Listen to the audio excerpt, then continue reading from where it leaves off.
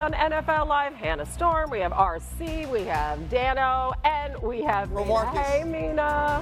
Marcus. From far away. Marcus, yeah, he's nowhere to be seen. We have an AFC heavyweight headlining Week 4. We got the Chiefs and the Ravens, and we got it underway last night. NFC West, just exactly what you said, Dan. Yeah. This Darnold to JSN connection is so effective. He's completing 10% more of his passes when targeting JSN. He's averaging 4 more yards per attempt. He has as many passing yards to him as all other receivers combined, and it is the only QB wide receiver combo in the league that is sitting right now at 400 yards. So what did the tape show you last night? Yeah, this combination is absolutely fantastic. The third downs, am I getting up and doing the touch screen now? Okay. The third downs that basically end the football game are the story, and it's connection. So this is 3rd and 6. I love the play call, I love the execution. So 3rd and 6, RC knows this. This ball's getting snapped at about the 25. So this defensive back right here, he's going to be sitting at the sticks, meaning he's going to be sitting right around the 21-yard line, expecting that ball come out. Here's Jackson Smith and Jigba. They often spray release and run these curl routes, right? So that corner's just going to be sitting there waiting for it. Watch as Jackson Smith and Jigba sprints off the ball, and then when he gets to that 6 yards, what's he do? He stops his feet, right? Like right now, he squats down, gives a little peek back to the quarterback, selling, here comes that curl route. I'm going right past that down and distance marker, and I want to get the conversion. No, it's a double move. Sam holds his eyes, and then the ball's thrown absolutely perfect down the sideline. Absolutely perfect by Sam Darnold. That's a 3rd and 6 conversion to basically salt the game. Now go to the game-winning throw, right? After that kick that goes out of bounds or missing the landing area, JSN's at the bottom of the screen. They cut his split. So why do they cut his split? They're trying to get a chunk. Cut split, he can go out, he can go in, or he can go all the way across the field. So we're creating a 3-way go for him, challenging to that defensive back. I love a couple things about this. JSN widens on the release. So right now, he's kind of telling that corner, I'm creating space for myself. Sam holds his eyes just for a second to see that safety, and JSN's going to go vertical. But the decision has to get made. Like right now, you can see JSN peek that safety, like where are you, right? And he's trying to peek where this corner is in relation to him. If that corner's on his back hip, Sam's going to throw this ball up over the top with air. But because that corner's really on top of him, he should expect one throw, that back shoulder throw. Now the thing is, quarterback has to see it the same way as well. JSN peeks back, that ball is already out of Sam Darnold's hands, and then again, the ball placement, giving him the chance to stop and adjust with his body control, absolutely sensational. Field goal kicked by the Seahawks in a win on the road. I just think the connection between those two guys is so good right now, and if you're playing man coverage against JSN, Sam Darnold's going to go to him with the football. And JSN is having a superstar leap this season. And watching him, there's a couple of things that jump out to me. One, his emergence is like a true 3-level threat. It's kind of crazy, guys, to think back to his rookie season. He was a first-round draft pick. Remember that. But he was mostly used in the slot on little hitches and screens. And now he is completely used on the perimeter, downfield, runs the entire route tree. And then the other thing, and Dan really alluded to this when he talked about the connection with Darnold, is just the faith that his quarterback has in him. Yeah. The Seahawks do a great job of helping JSN get open through their formations, the way they bunch him, stack him, etc. But on throws where he has less than 3 yards of separation, he leads all receivers in yards per route run. He's only behind Amon-Ross St. Brown in EPA, expected points added. And you saw it on the back shoulder. There was an out. Darnold just believes that even if it doesn't look open, he's going to get open. And that is something that feels completely sustainable over the course of the season. It's truly something special building there. Yeah, it wasn't targeted at all in the first half. And again, there's so much to really like about this team. Mina alluded to JSN's journey, which is so interesting. But what about the defensive side of the ball? I think the defense isn't going to get the credit it deserved last night or by the nation because of the way the game ended, right? Marvin Harrison Jr. making some plays late, Kyler Murray with an awesome comeback. But Kyler Murray was under duress the entire night. This front four has absolutely gotten after the quarterback, starting with Byron Murphy and Leonard Williams, and last night, Nwosu putting pressure on Kyler Murray. And when I look at this safety duo of Kobe Bryant and Julian Love, to me, they're the new Micah Hyde and Jordan Poyer. They're underrated. They're not talked about as much as some of the other bigger names, but they consistently make plays and they feed off of one another so well. And then Ernest Jones anchors anchors everything in the middle of the field. When they get back Nick Eamon-Warry, who's the rookie who was going to start at nickel, I'll be interested to see what Mike Macdonald does with him, because Mike Macdonald is showing me week in and week out, he's truly a defensive genius with the simulated pressures, the disguises, adding one and running fire zones, man-to-man zero on the back end. They're so creative because they're so talented. Can I ask you a question on defense? So, it's one of my favorite offenses to watch on tape right now. I think they throw so much personnel grouping and motion and shift and motion and under center and shot. Is it fair to say that offensively they're in a group from a defensive perspective that is throwing as much at you as anybody? Oh. And then defensively, are they as physical as anybody in the league, all 11? Yeah, they're absolutely physical. They run to the ball, they hunt. Here is what I say about Seattle offensively that makes them extremely difficult. Everything looks the same. Yeah. Right? From one formation, you can get run, you can get play action boot, you can get a shot.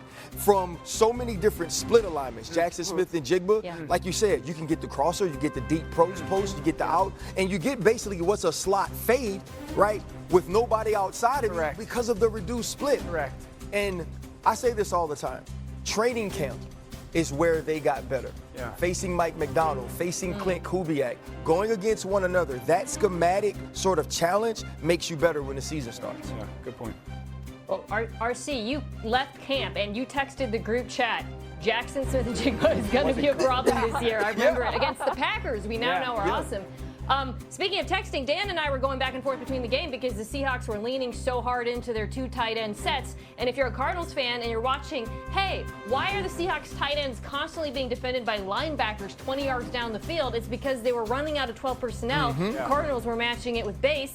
It's exactly what we've been talking about all season. I do want to say one thing about the offense, though, before we move on. I do not like the conservatism late in the game, and this has now been an issue for a couple of games with this offense and the play caller. I did not love them at midfield going run, run, run to set up the long field goal. Your passing attack is too good to turtle up that way, and they're going to lose against better teams if they don't. Well, this is fix what that. you want, Mina, right? You want them to be winning, but then room for improvement. This feels like one of those teams that's just going to get better and better in a very, very tough division. By the way, they travel really well under McDonald. They never lose on the road. All right, to the AFC heavyweight fight this weekend. As the Ravens, they're traveling to Kansas City to take on the Chiefs. Let's take a look at Baltimore's defense here, shall we? Actually, for all the criticism that they've engendered, this is pretty much like last year.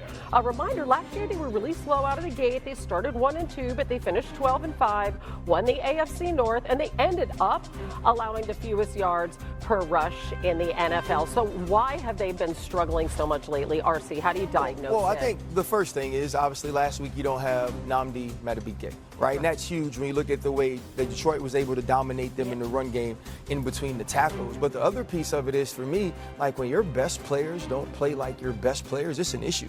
And if you look at Roquan Smith in that last game, he just wasn't there. He wasn't physical. He wasn't diagnosing. He wasn't anticipating. He wasn't impacting the game. And that worries me because, to me, that's now a year and 3 games. He hasn't looked like himself. And the Detroit Lions weren't scared to go for it on 4th down, weren't scared to take chances because you couldn't stop them.